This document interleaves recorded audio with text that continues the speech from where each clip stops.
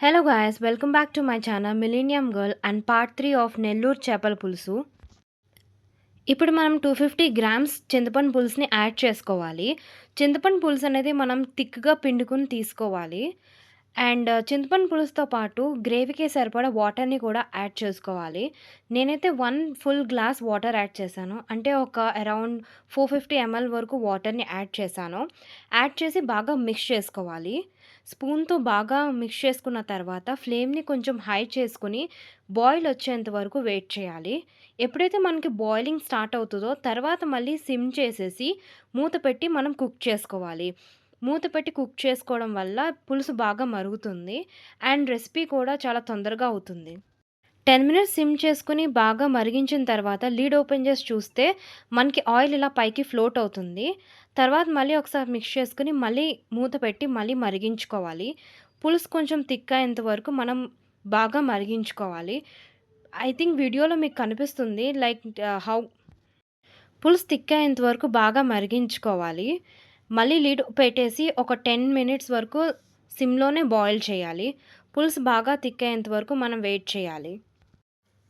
బాగా సిమ్‌లో మరిగిన తర్వాత ఇప్పుడు మనం మ్యారినేట్ చేసి పెట్టుకున్న ఫిష్ పీసెస్‌ని పులుసులోకి యాడ్ చేసుకోవాలి.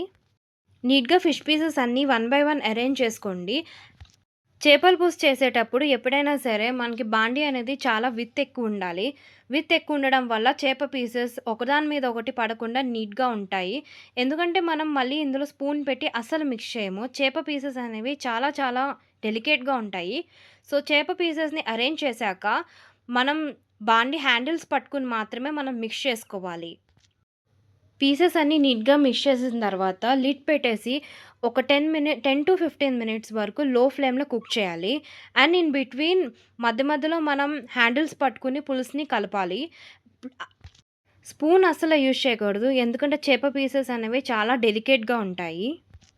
మరో 10 మినిట్స్ కుక్ చేసుకున్న తర్వాత ఇప్పుడు మనం లిడ్ ఓపెన్ చేసి మ్యాంగో పీసెస్‌ని యాడ్ చేయాలి. మ్యాంగో పీసెస్ యాడ్ చేసి స్లైట్‌గా మనం హ్యాండిల్స్ పట్టుకొని మూవ్ చేయాలి. అండ్ మళ్ళీ లిడ్ పెట్టేసి ఇంకొక 10-15 మినిట్స్ వరకు మనం లిడ్ క్లోజ్ చేసి కుక్ చేయాలి.